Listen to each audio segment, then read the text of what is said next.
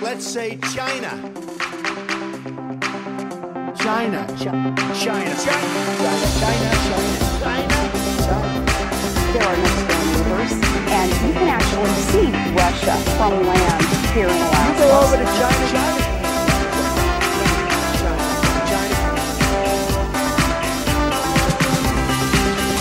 I did not have sexual relations with that woman.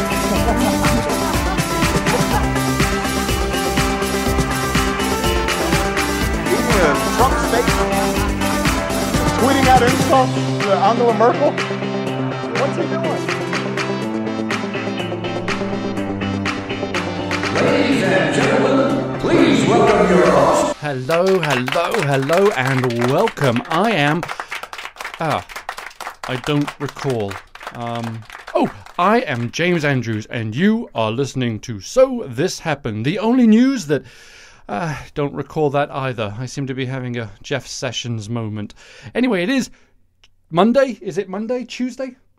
I don't even recall what day of the week it is. Hang on. It's Monday, the 13th of June, 2017. And today, Jeff Sessions testified before the Senate Intelligence Committee. And I don't recall what I was going to say about it. So, well, let me just play you some highlights. And the whole truth and nothing but the truth, so help you God. I do. Please be seated. Paul Manafort.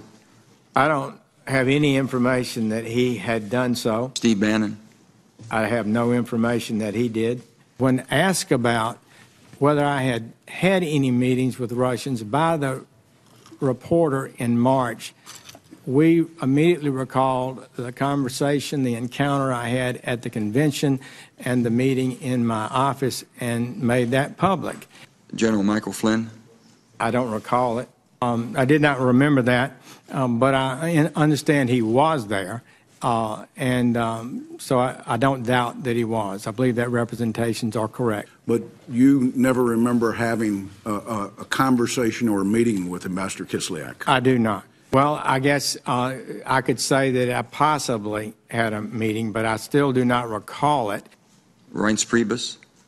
I don't recall. The specific reason, Mr. Chairman, is a CFR, a Congressional Code of Federal Regulations, put out by the Department of Justice, part of the Department of Justice rules. Mr. Comey said that there were matters with respect to the recusal that were problematic and he couldn't talk about them. What are they? Why don't you tell me? There are none, Senator Wyden. There are none. I can tell you that for absolute certainty. Steve Miller. I don't recall him ever having such a conversation. Are you claiming executive privilege here today, sir? I'm not claiming executive privilege because that's the president's power, and I have no power to claim executive. What is the legal basis for your refusal to answer these questions? I am protecting the right of the president to assert it if he chooses. Senator, I'm protecting the president's constitutional right by not giving it away. Corey Lewandowski. I do not recall. I have known Mr. Mueller over the years. He served 12 years as FBI director. I knew him before that, and I have confidence in Mr. Mueller. So you have confidence he can do his job? But I'm not going to discuss any hypotheticals or what might be a factual situation in the future that I'm not aware of today because I know nothing about the investigation. Carter Page. I don't know. That he was going to fire Comey regardless of recommendation because the problem was the Russian investigation. Senator Feinstein, I guess I'll just have to let his words speak for himself. I'm not sure what was in his mind explicitly when we talked with him. So I'll finish with this. I recuse myself from any investigation into the campaign for president, but I did not recuse myself from defending my honor against scurrilous and false allegations. And basically, that is all you need to know about the testimony today of Jefferson Sessions. He either didn't recall, or he didn't remember, or he couldn't say for certain, or it might be, or it might not be, but I don't really recall. So either he's dodging every single question or he has early onset Alzheimer's. And if that's the case, Jeff, well, I feel for your brother. I really do. And there was a meeting yesterday that we didn't talk about because it didn't happen until I'd finished recording the show, but it's so great, I'm going to have to play it. This was the first ever arse-kissing cabinet meeting at the White House, and here is how it went. Most of you know most of the people around the room, but I'm going to start with our Vice President. We'll just go around and you name your position, and then we'll ask these folks to go back and have a good day, and we're going to discuss our various reports. Mike? Thank you, Mr. President, and just the greatest privilege of my life is to serve as Vice President to a President who's keeping his word to the American people. Mr. President, it's great to be here and celebrate this group. You set the exact right message, and it's being responded. The response is fabulous around the country. Great success. Mr. President, I'm privileged to be here, deeply honored, and I want to thank you for keeping your commitment to the American workers. Mr. President, honored to be on the team. This last week I had the great privilege to represent America at China at the Green Energy Ministerial. Good timing. They needed to hear why America was stepping away from the Paris Accord, and they did. Thank you, Mr. President. It's a new day at the United Nations. You know, we now have a very strong voice. People know what the United States is for, they know what we're against, and they see us leading across the board. And so I think the international community knows we're back. Mr. President, thank you for the kind words about the budget. You're absolutely right. We are going to be able to take care of the people who really need it. And at the same time, with your direction, we were able to also focus on the forgotten man and woman who are the folks who are paying those taxes. So I appreciate your support and your direction in pulling that budget together. Thank you, Mr. Good morning, Mr. President. It's good to be back in the United States. I actually arrived back this morning at 1 o'clock from Italy, and the G7 summit focused on the environment. And our message there was the United States is going to be focused on growth and protecting the environment. It was received well. Good morning, Mr. President. The intelligence community has never faced such a diversity of threats to our country, and we are going to continue to provide you with the very best intelligence we can so that you can formulate policies to deal with these issues. Mr. President, it's a privilege to serve the students of this country, and to work to ensure that every child has an equal opportunity to get a great education. President, what an incredible honor it is to lead the Department of Health and Human Services at this pivotal time under your leadership. I can't thank you enough for the privilege that you've given me and the leadership that you've shown. Mr. President, as your seal on your staff, That's true. and it's an honor to be your steward of our public lands and the generator of energy dominance. Mr. President, thank you for the honor to serve the country. It's a great privilege you've given me.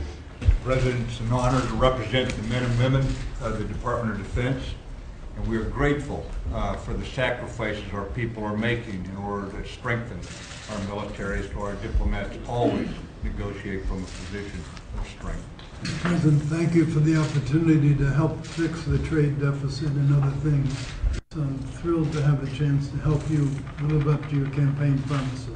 Mr. President, last week was a great week. It was Infrastructure Week. Thank you so much for coming over to the Department of Transportation. Hundreds and hundreds of people were just so thrilled, hanging out, watching the whole ceremony. Mr. President, proud to be here. Certainly very proud to represent the 250,000 men and women that serve the country in DHS, working with all of our partners to the south. 70% drop in illegal immigration. While we still welcome legal immigrants to the tune of over 1 million a year, we are no longer a friendly environment for illegal border crossers.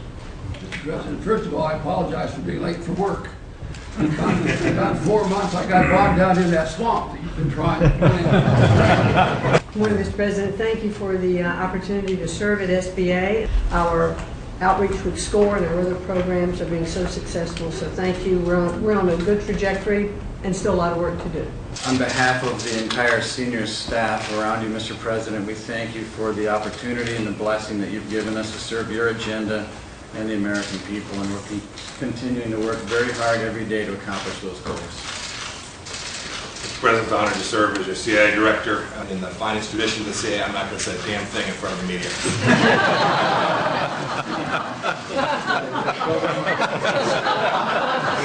Mr. President, thank you for your support and commitment to honoring our responsibility to America's veterans. I know that this is personally very important to you.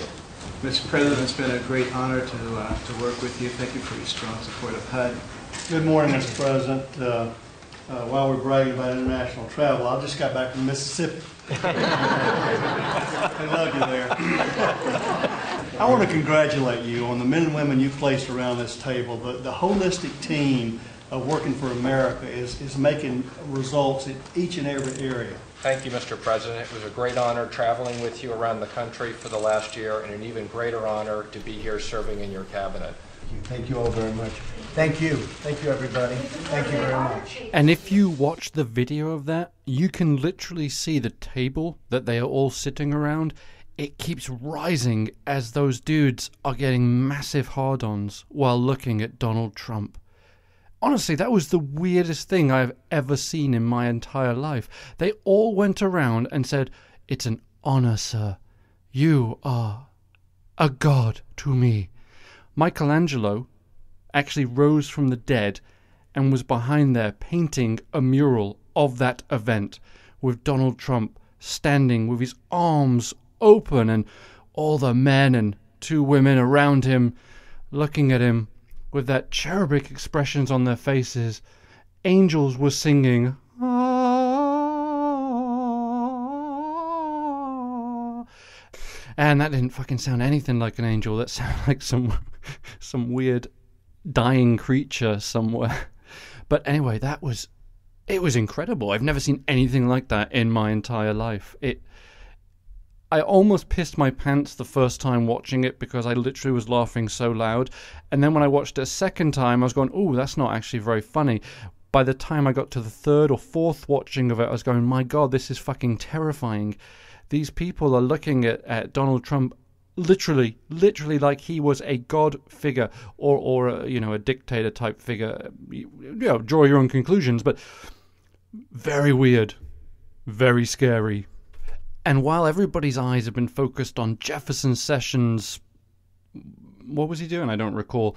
Whatever he was doing today, and all these other things going on with the Trump-Russia things, a little thing happened today which nobody noticed. I guarantee you haven't heard this. So, it's breaking news. We don't need the music. It's cool.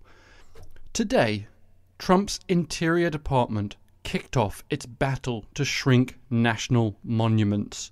The Interior Secretary, Ryan Zinke, made a recommendation to reduce the size of the 1.3 million acre Bears Ears National Monument in Utah. And this is really just a foreshadowing of things to come. The Trump administration is currently reviewing 26 other national monuments, and Bears Ears is just the first one to be flagged by Zinke. What they're looking to do is reduce these national monuments that have come into place or been designated since 1996. And we're looking at more than 100,000 acres.